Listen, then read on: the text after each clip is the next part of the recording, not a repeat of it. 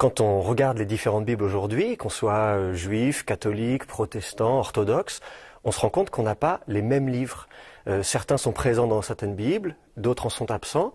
Alors le lecteur est un petit peu surpris, il se demande mais comment ça se fait que tout le monde n'a pas la même Bible? Alors en fait, la liste des livres qui figurent dans une Bible et l'ordre dans lequel on les trouve, c'est ce qu'on appelle le canon. Le canon, c'est un mot grec qui veut dire règle, et donc c'est quelque chose qui a autorité. Aujourd'hui, on va parler de canon de beauté, par exemple. Ça veut dire que c'est des normes, des règles. Alors le canon de la Bible, eh bien, c'est tout simplement la liste des livres qui doivent figurer dans la Bible et l'ordre dans lequel on les trouve.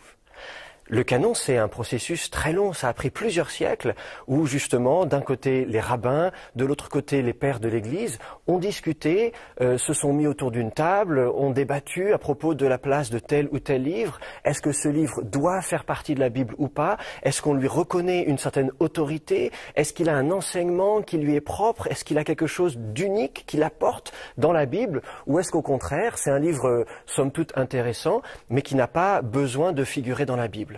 En fait, donc ça, c'est un processus qui a pris place durant les premiers siècles de notre ère, tant du côté des Juifs que du côté des chrétiens, et c'est un processus qui a abouti à des conclusions différentes selon les milieux dans lesquels on se trouvait. Par exemple, en Occident, l'Église catholique romaine a statué, alors c'est vrai que la décision finale a été prise tardivement, elle a été prise au Concile de Trente, donc on est déjà au XVIe siècle de notre ère.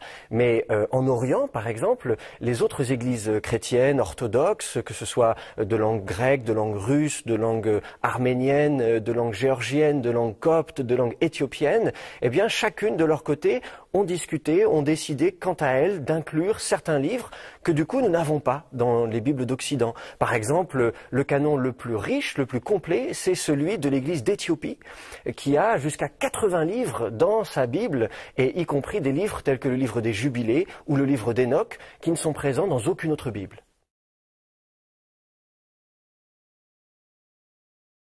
La rédaction de la Bible, c'est un très long processus et ça prend des siècles et des siècles. Et Qumran est à une période charnière de la formation de la Bible.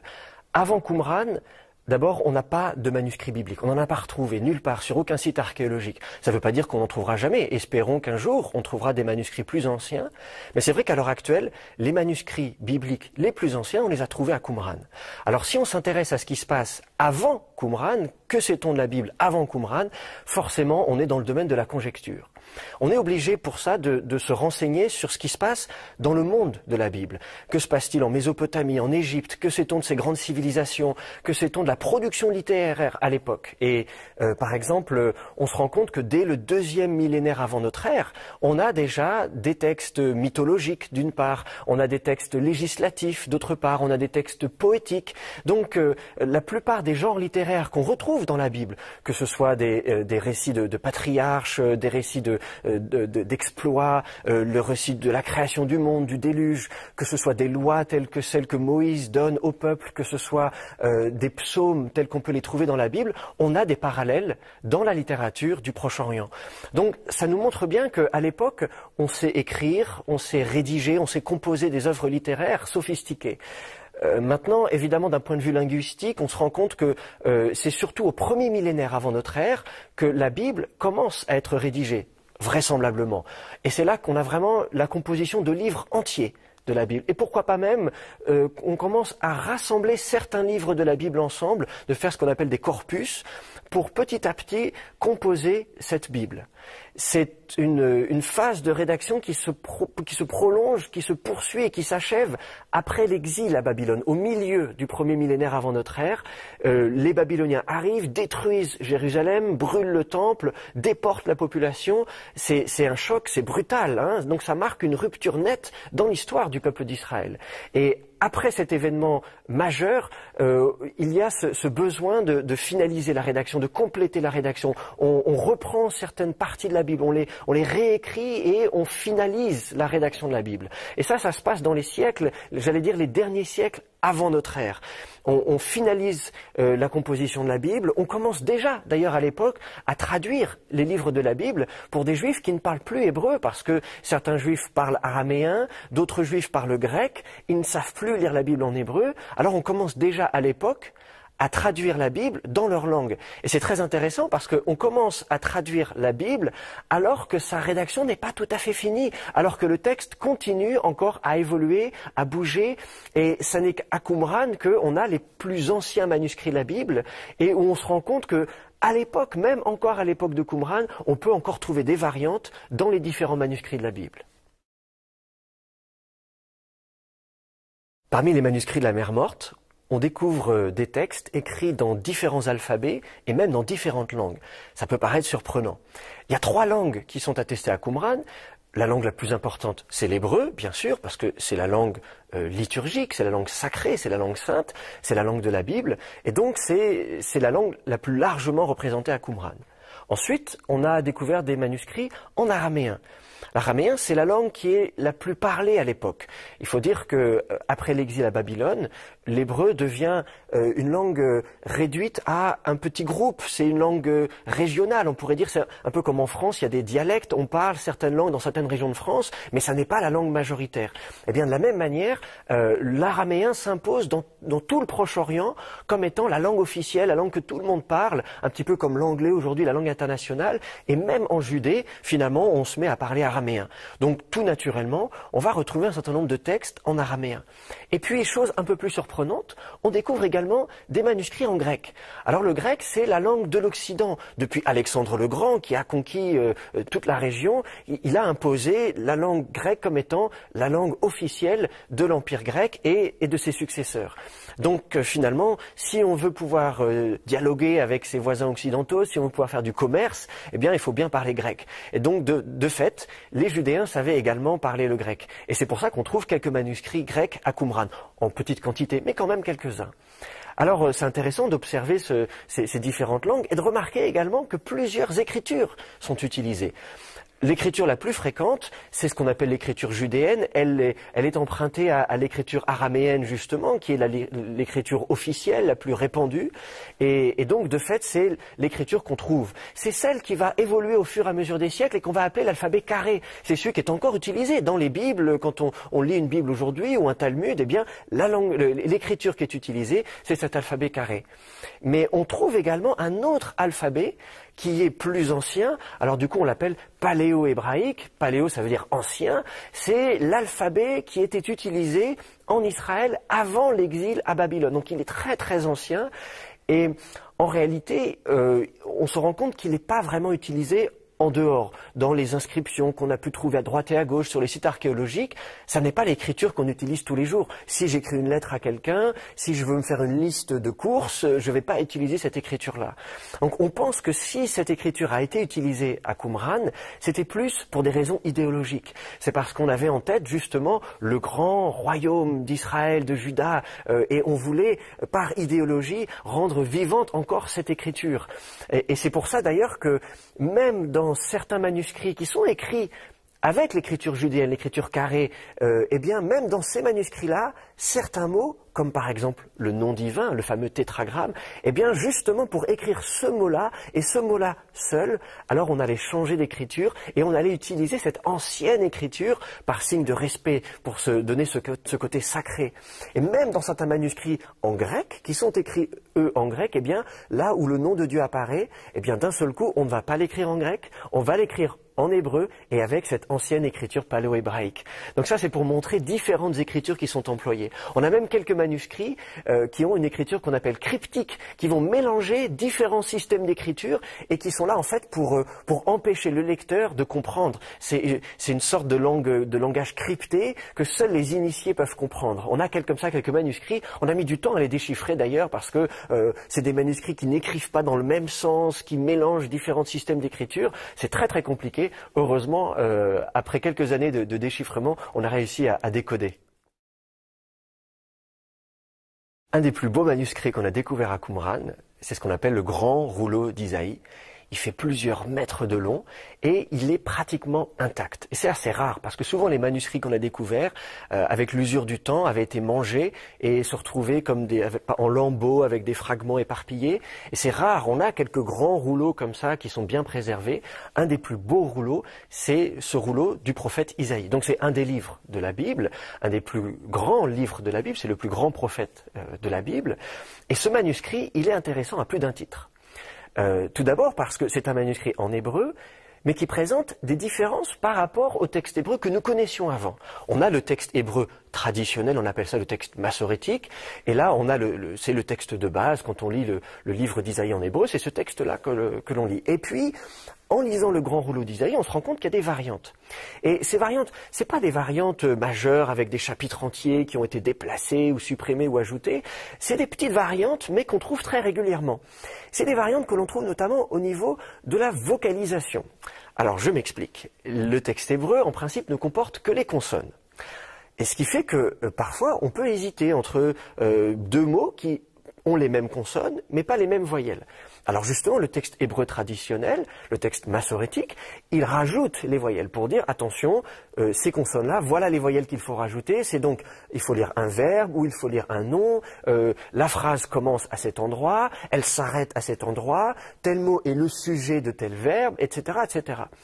Dans les manuscrits qui n'ont que les consonnes, eh bien finalement, on ne sait pas toujours où la phrase commence, où la phrase s'arrête, on ne sait pas forcément quel mot est sujet de quel verbe, on ne sait même pas si ce mot c'est un verbe ou un sujet, ou un adjectif, etc., etc. Donc, ça ouvre un certain nombre de possibilités. Or, le scribe, ou les scribes qui ont copié le rouleau d'Isaïe, le grand rouleau d'Isaïe, ont eu l'idée d'inventer un système pour noter des voyelles. Pas toujours, mais un certain nombre de voyelles. Et ils ont un système assez sophistiqué où ils vont parfois combiner deux lettres qui vont permuter, qui vont mettre dans un sens ou dans un autre pour indiquer qu'on a telle voyelle, si c'est un i, un e, si c'est une voyelle courte, une voyelle longue, etc., etc.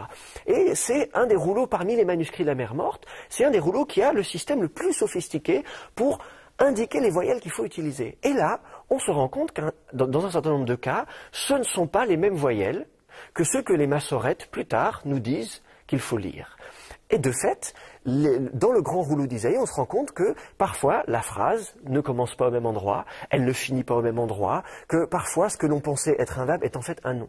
Et alors d'un seul coup, on a à la fois un texte qui est le même que celui que l'on connaissait, puisque les consonnes sont plus ou moins les mêmes, mais qui en réalité peut être lu d'une autre façon. Et alors ça nous fait redécouvrir ce livre qu'on pensait bien connaître, et il se retrouve d'un seul coup avoir une nouvelle vie, une nouvelle existence, une nouvelle identité, et ça c'est vraiment passionnant à découvrir.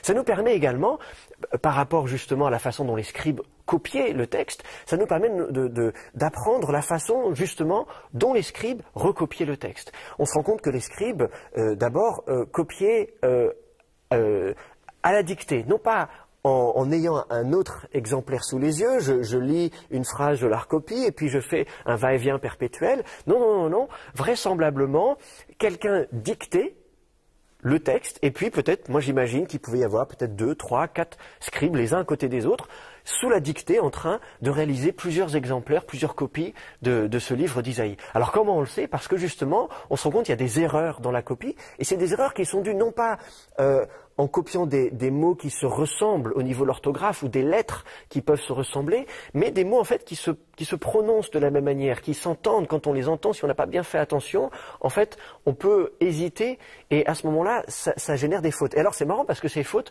parfois ils s'en rendent compte. Alors ils corrigent les fautes. Nous, qu'est-ce qu'on fait quand on fait des fautes? On raye et puis on corrige au-dessus.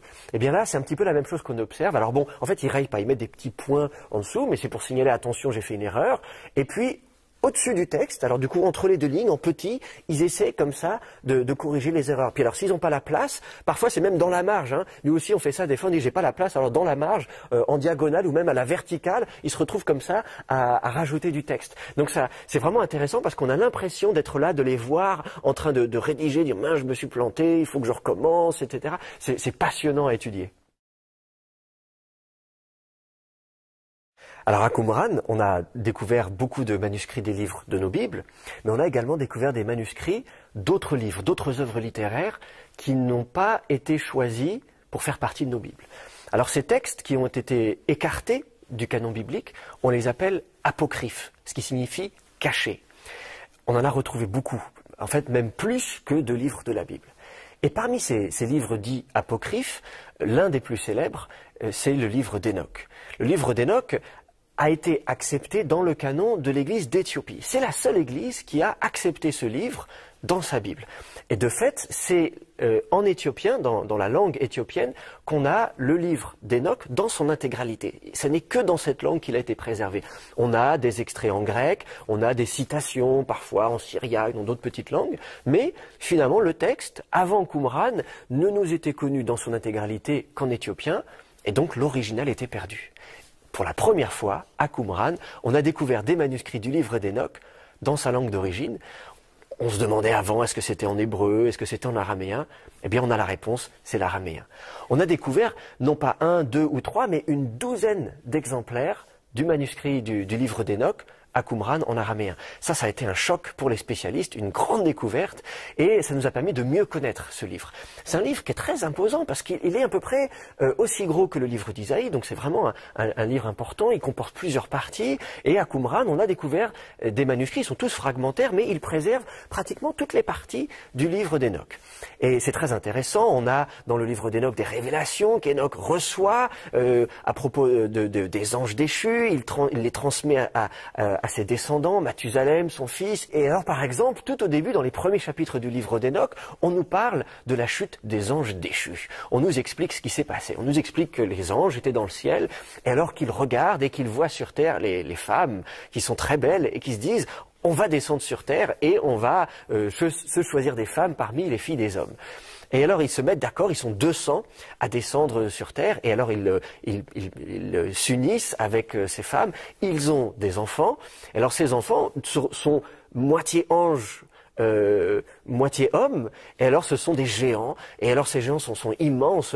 Le texte nous dit qu'ils font 3000 coudées, une coudée c'est la longueur d'un coude, alors imaginez, ça fait 1500 mètres de haut, et alors ils dévorent tout ce qu'il y a sur la terre, toutes les récoltes des hommes, ils ont tellement faim qu'ils finissent par s'entre-dévorer, et alors Dieu dit finalement il faut que je fasse quelque chose, et c'est là qu'il décide de détruire la terre par le déluge. Ça c'est très intéressant parce que ce sont des histoires qu'on ne trouve pas dans la Bible, et c'est à ça que sert le livre d'Hénoch, et de manière générale tous les livres apocryphes, souvent ils nous apportent des détails, des épisodes qui ne sont pas présents dans la Bible, ou alors qui sont mentionnés en passant. Il y a un verset un petit peu obscur qu'on ne comprend pas beaucoup, et là d'un seul coup, la littérature apocryphe, la littérature apocalyptique nous apporte tout un tas de révélations et nous permet de bien mieux comprendre la Bible. Dans le livre d'Hénoch, on a tout un tas d'autres épisodes qui nous sont racontés. Et l'un, par exemple, de ces épisodes, c'est ce qu'on appelle le voyage cosmique d'Hénoch. Alors Hénoch part en voyage avec un ange. L'ange lui dit « Viens avec moi, je vais te montrer les extrémités de la terre ». Alors il s'élève comme ça dans les airs. Alors il voyage tantôt en Orient, tantôt en Occident. Et c'est un texte très intéressant parce que d'abord, ça nous montre comment on envisageait la Terre à l'époque. Nous, aujourd'hui, on sait par exemple que la Terre, c'est une sphère, mais à l'époque, on ne le savait pas. Alors, il y a l'idée des extrémités de la Terre. On s'imagine qu'à un moment donné, quand on arrive tout au bout, il y a une sorte d'océan, il y a l'eau, et puis c'est tout. Alors du coup, Hénoch va jusque-là, et puis il revient. Et puis alors, il y a les portes par lesquelles le soleil se lève et se couche. Il y a les vents qui arrivent. Alors, on lui montre comme ça les différentes chaînes de montagnes. Et alors, ce voyage cosmique comme ça l'amène même jusqu'à Jérusalem, bien sûr, puisque Jérusalem, c'est la ville sainte. Alors on lui montre la ville sainte, on lui montre Jérusalem, on lui montre le temple. Et alors évidemment, le temple, c'est quelque chose de sacré dans le judaïsme ancien, et il y a toujours cette notion du temple tel qu'on le connaît. Le temple, il y a une réalité physique du temple tel qu'il existait vraiment à Jérusalem, mais en même temps, il y a aussi cette notion du temple parfait, du temple céleste. On imagine dans d'autres textes à Qumran, on imagine qu'il va y avoir une nouvelle ville de Jérusalem, avec un nouveau temple. Donc cette idée vraiment de ville sainte, de ville parfaite, qu'on voit uniquement dans des voyages visionnaires, dans des révélations prophétiques, ça c'est assez caractéristique de toute cette littérature apocalyptique. Et il y a une autre œuvre littéraire à Qumran qu'on appelle la Nouvelle Jérusalem. Et on voit tout ce filon de littérature apocalyptique qui se prolonge, qu'on retrouve même au début du christianisme. Dans le Nouveau Testament, dans l'Apocalypse de Saint Jean, on a justement également cette vision d'une nouvelle Jérusalem céleste. Donc ça, c'est encore tout un tas de textes qu'on lit avec passion, qui nous permettent de mieux comprendre comment les thèmes de la Bible se développe et se prolonge jusque dans les premiers écrits juifs et les premiers écrits chrétiens.